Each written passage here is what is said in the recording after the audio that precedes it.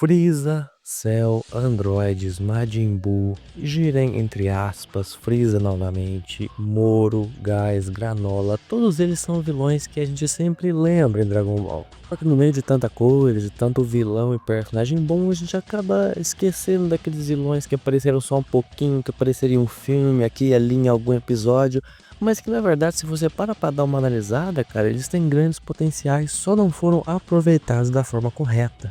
E é justamente sobre isso que falaremos hoje, porque eu tenho aqui uma lista de 3 vilões que são bons, mas que como apareceram muito pouco, a gente meio que não se lembra, eles poderiam sim ser melhores aproveitados. E o melhor de tudo, os 3 são vilões não canônicos, portanto podem tranquilamente aparecer no futuro de Dragon Ball Super caso o Toyota fique sem ideias do que fazer. Portanto, se você gostou da ideia do vídeo, deixa o like, se inscreva, hype o vídeo para ajudar aqui o canal e agora sim, vamos nessa.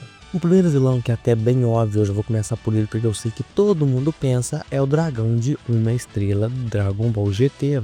Eu vou me restringir a falar só sobre ele porque os outros 6, sinceramente, tirando 4 estrelas, o resto é tudo paia e eu prefiro fingir que não existem. Afinal de contas, eles são vilões bem ruins. Tem forma de fazer eles ficarem bons, melhorando o design principalmente? Sim, mas não.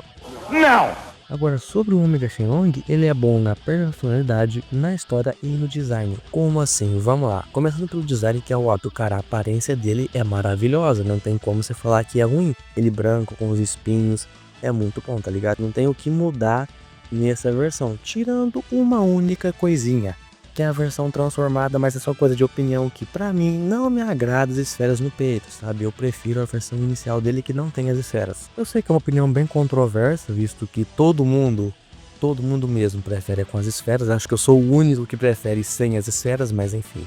Mas enfim, sobre design nem tem muito o que falar, porque pô, é épico, é muito bom. A história, cara, eu acho muito interessante o fato das esferas ficarem malignas, então surgirem os dragões, e principalmente o de uma estrela. Então também dá para no futuro de DBS usar a mesma lore, não precisa criar algo novo para arriscar que fique ruim, sabe? Coloca isso porque já tá ótimo, tá de bom tamanho. E a personalidade, tanto que no GT ele fala que ele se tornou um verdadeiro deus da destruição. Imagina ele dizer isso, cara, agora que existe o BIOS, entende? Porque pela arrogância que ele tem, ele é tranquilamente um vilão que sem medo nenhum ia desafiar o BIOS, entende? Não digo que ia vencer, mas iria desafiá-lo, sabe? Então esse vilão não tem segredo pra ninguém, é um vilão bom, muita gente gosta, apesar de não gostar do GT, assumimos aqui que esse vilão é interessante, vai. No DBS ele teria chance de ser ainda melhor. Segundo vilão, não tão óbvio, não tão interessante, mas existem sim maneiras de torná-lo bom, que é o Janemba do filme O Retorno da Fusão de Goku e Vegeta. Cara, pra termos do Janemba, vamos só tirar a lore, que era uma criança que absorveu as almas que estava lá no inferno e virou Janemba. Não, isso aí eu acho horrível, sabe? Saber que o vilão é uma criança. Não, vamos esquecer isso aí. Já que o Janemba é o ser que surge no inferno, ele ser um demônio seria o mais apropriado pra ele, certo? Ou se, pô, isso é um tema muito pesado, não vai ser um tema muito ruim, vamos fazer ele ser só uma experiência criada por alguém, tipo o Dr. W lá de Super Dragon Ball Hero, sabe? Alguém cria o Janemba baseado no DNA de todos os guerreiros Z. Então ele se torna, ao mesmo tempo que um vilão de Dragon Ball, ele se torna também tipo um vilão de Power Rangers, um vilão que se adapta. Então basicamente para enfrentar o Piccolo ele poderia ter os poderes da Namekusei de esticar os membros, sabe? Esticar o braço e a perna e afins. Lá ele. Se ele enfrentasse Goku e Vegeta, ele poderia ter o poder do Super Saiyajin Blue e poderia até realizar ataques como Kamehameha e Garlic Gun, só que na versão dele, entende? Não seria uma cópia exata, seria da cor do Ki dele, vermelho, por exemplo. Mas ele poderia copiar técnicas apenas de ver o seu adversário utilizando, que faria ele ser um vilão totalmente roubado. Ou se for daqueles que curtem o Janemba clássico, também dá para colocar ele lá em uma aventura de Dragon Ball Super no futuro, porém não para Goku e Vegeta enfrentarem ele, sim para Goten e Trunks. O Janemba, se diminuísse o nível de poder dele, colocasse ele mais ou menos como ele estava lá no Z mesmo, nível Super Saiyajin 3 um pouco acima, Goten e Trunks seriam personagens perfeitos para poder enfrentá-lo, para ter novas evoluções, novas transformações, então já daria um filme ou uma saga muito boa. Muito melhor que aquela saga ridícula de Super Hero, entende? Mas enfim, como vocês viram aqui, Janemba também é um vilão que dá pra trabalhar super de boa. E o terceiro vilão é óbvio, todo mundo esperava que eu fosse falar sobre este vilão. Dr. Willow, com toda certeza o melhor vilão já criado para toda a franquia Dragon Ball. Eu não tô louco! Pô, obviamente aqui eu estou falando sobre o Hermano de Frieza, Cooler. Como eu já falei 300 vezes nesse canal, cara, ele aparecer agora em Dragon Ball Super é perfeito. Ele pode ser quem o Freeza foi chamar para treinar com ele para que ele tivesse acesso à forma Black. Pronto, ia ser perfeito, fácil, simples. Só coloca ele lá e dá um jeitinho simples de explicar por que o Rei Cold nunca falou sobre ele lá em Dragon Ball Z. Pronto, tá resolvido, tranquilo, easy, simples, tranquilidade, felicidade, alegria. O Cooler é um baita de um vilão com design épico, uma transformação única, não é só um recolor tipo o Freeza com a forma dourada do Black, ele tem sim uma transformação diferente.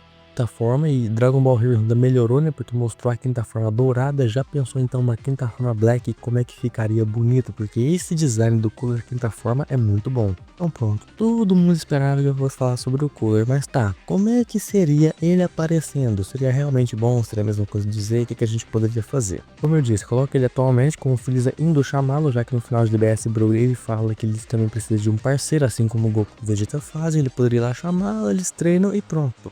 Mas por que Rei Cold nunca falou do Cooler? É só fazer o Cooler ser um renegado que se voltou contra o Rei Cold não considera mais um filho e ele vive separado da família Freeza. Pronto, tá resolvido, simples, dá pra colocar lá de boa, é só querer colocar lá.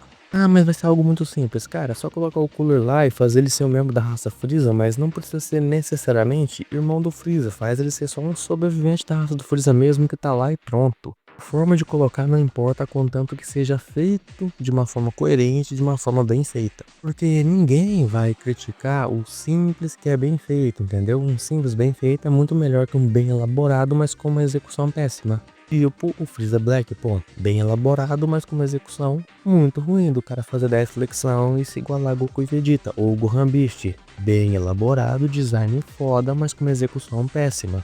Então às vezes é melhor optar pelo simples, mas com uma boa execução, entende? Bom, meus caros, basicamente é isso. Espero que tenham curtido. Não esqueça o like, se inscreva. Vamos fechar com uma palavrinha bíblica. Cara, às vezes eu penso o quanto que Jesus é incrível, quanto que ele nos amou e quanto que nós não merecemos nem 1% desse amor. Tipo, tudo que ele fez, a gente não merece absolutamente nada. Eu não mereço absolutamente nada que ele fez. Tipo assim, é um tipo de amor, cara, que é complicado de entender. Eu digo complicado porque é um amor tão grande que, mesmo ele sabendo que pessoas iam negar ele, que nós somos pecadores, nós somos maus até o último fio de cabelo, ele ainda decidiu de bom grado dar a sua vida para nos salvar, porque ele mesmo diz: ninguém tira a vida dele, mas ele a dá de bom grado para nos salvar. Tipo, às vezes passamos por alguns problemas e nós tentamos ir por pecado. Cara, eu percebi analisando eu mesmo, principalmente algumas pessoas ao meu redor, que a maioria das pessoas que eu conheço, e me incluindo nisso também porque eu não quero esconder, me incluindo nisso, nós pecamos não só porque, pô, agora eu tô afim de pecar. Não. Na maioria das vezes nós pecamos para fugir de alguma coisa ruim que aconteceu. Porque nós somos tentados a, ao invés de irmos pro que de fato vai nos dar paz, que é os braços do Pai, nós preferimos ir ao pecado, que na verdade vai nos deixar pior, entende? Então nós temos que estar prontos para sermos como Jó, sabe? Para suportarmos as adversidades e para darmos glória ao Pai, apesar dos momentos difíceis na vida, até porque todo mundo que tá nesse planeta passa por coisas boas e ruins. Ou seja, eu acho que a melhor forma de escaparmos disso é orarmos e, se pecarmos como vamos pecar, pedir perdão sincero a Deus e continuar vivendo nossa vida, sabe? Entendendo que Ele sabe que somos humanos e se a gente se arrepende de verdade, Ele vai sim nos perdoar. Isso, e que Senhor Jesus me perdoa pelos meus pecados, me perdoe por ser fraco e pecador. Muito obrigado pelo sacrifício que Ele fez por mim, mesmo não sendo merecedor. Então vocês, até o próximo e eu fui.